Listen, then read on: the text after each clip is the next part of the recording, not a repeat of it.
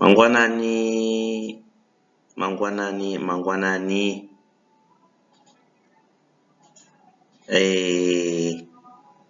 Mfaro wangu kusangana nemi nhasi uno, hama dzangu neshamwari dzangu.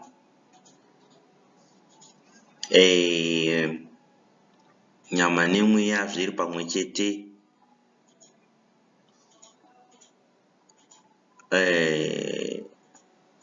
Kuva ndiri pano nhasi kana kuva uripo nhasi hakusi kugona kwako nhai. Kuda kwaMwari, kwemusiki wedu, aita kuti tinge tiri pano iwe neni tichionesana. Saka nhasi uno tine nyaya yemutumwa waMwari anonzi Ayobhu kana kuti Jobhu, yatiri kuda kutaura nezvayo panapa. Ayobhu kana kuti Jobhu akanga ari mutumwa waMwari. Mutumwa waMwari akanga akakomborerwa naMwari kubva kuupfumi,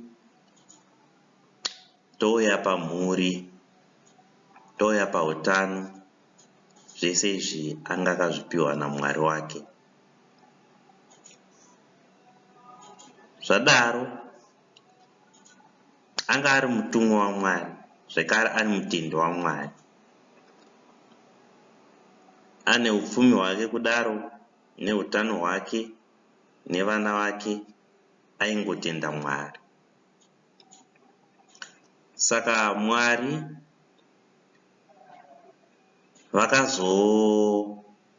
vakazoedza mutumwa wavo uyu anonzi Jobhu kanokwana kuita iko katatu. Handiti?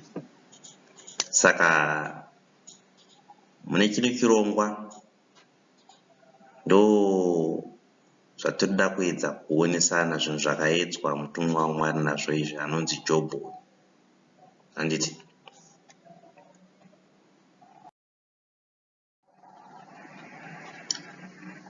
Saka mutumwa waMwari uyu, Mwari vakamuedza nemuedzo wokutanga. Vakamutorera upfumi hwaanga anahwo. Upfumi uyu hwanga hwakabva kuna Mwari. Mwari obva wafunga kumuedza nekumutorera upfumi uya. Jobhu semutendi, zvekare ari mutumwa waMwari, akangoramba achingotenda, akangoramba achingoshandisa rurimi rwake iri kutenda Mwari. Shamwari nehama vakatangawo kumutsvo, ona Mwari unonamata akukutorera upfumi hwako. Mhinduro yake iye akapindura kuti Mwari vanopa wawanoda, zvekare ivo ndivo vanotora futi. Kunonzi kutaura kwemutendi. Ukama hwake naMwari hwanga hwakasimba. Saka Mwari havana kuperera ipapo. Vakamuedza futi, vachida kuona kuti acharamba here akatsungirira munhu, acharamba here akatsungirira mutumwa wangu pakutenda.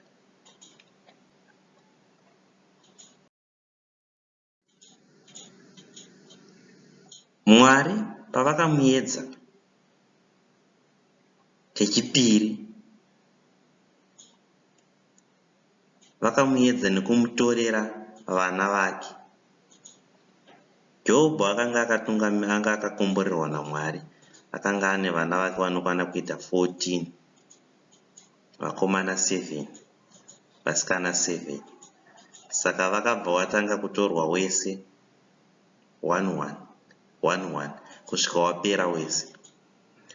Vanotaura zvekare vakauya futi vachiti, ona Mwari unonamata, ari kukutorera vana.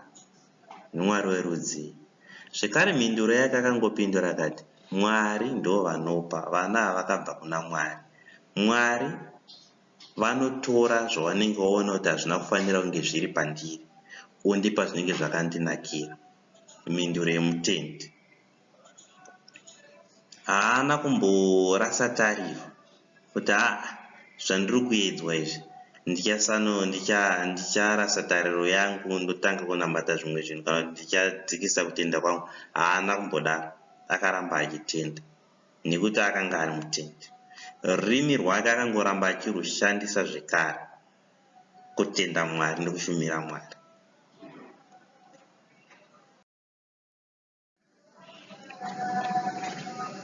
Kechitatu, Mwari vaona kuti ari kungokunda pamiedzo yese yavari kumupa, vakazofunga kumuedza iwo neutano. Handiti Jobho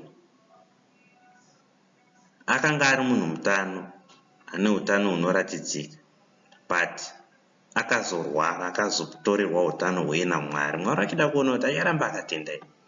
Jobho akarwara zvokuti nyama dzaidonha idzi, uchiona bhonzo mukati.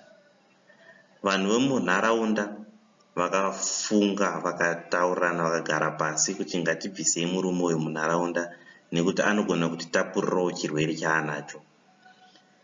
Vakamubvisa vakamuisa kune imwe nzvimbo. Akasara aine mukadzi wake chete. Mukadzi wake ndiye aimira naye pamatambudziko ake. Asi iye Jobho wacho haana kurasa tariro kuti no, inini zvandatorerwa upfumi, ndatorerwa vana, zvino zvandatorerwa utano, saka ndaakurasa tariro pana Mwari. Haana kumborasa tariro kubva kuna Mwari wake. Akaramba akatsungirira kuna Mwari wake, achirwara kudaro.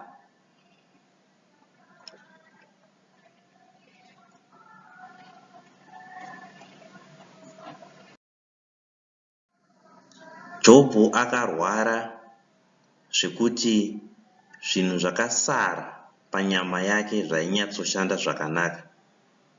Mwoyo waipomba ropa nerurimi. Rurimi airushandisa kutenda Mwari.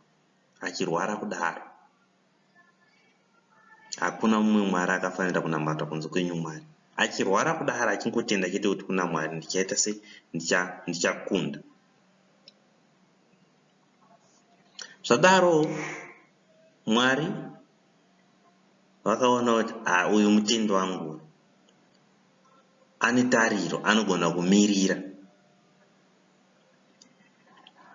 Mwari obva wamupa kundiso. Wamupa kundiso kudaro, akadzokera zvekare pautano hwake hwekutanga.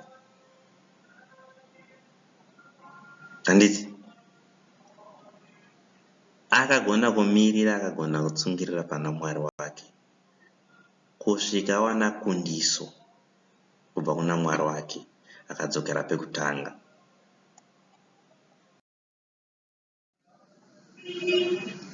Adzokera pekutanga pai, Mwari vakamudzosera vana vake, vakamudzosera upfumi hwake, vakamudzosera utano hwake, zvakapetwa kairi. Saka nyaya yaJobho inotidzidzisei? Nyaya yaJobho inongotidzidzisa kugona kumirira. Ngativei netariro, ngatisarasei tariro. Ungava unoedza chaunoedza kuda kubata muupenyu chingange chinoita kunge chiri kuramba, asi ramba wakatsungirira. Mwari vanoziva nguva yakafanira, uye ndivo vanopa zvekare ndivo vanotora.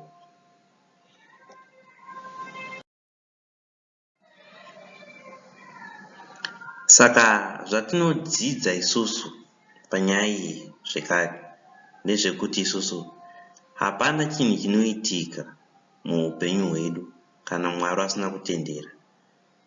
Zvese zvinhu zvinoitika mukati muupenyu hwedu zvinoitika nekuda kwaMwari. Mwari vanenge vatotendera kuti zviite, vanenge vachiziva zvavanenge vachizviitira.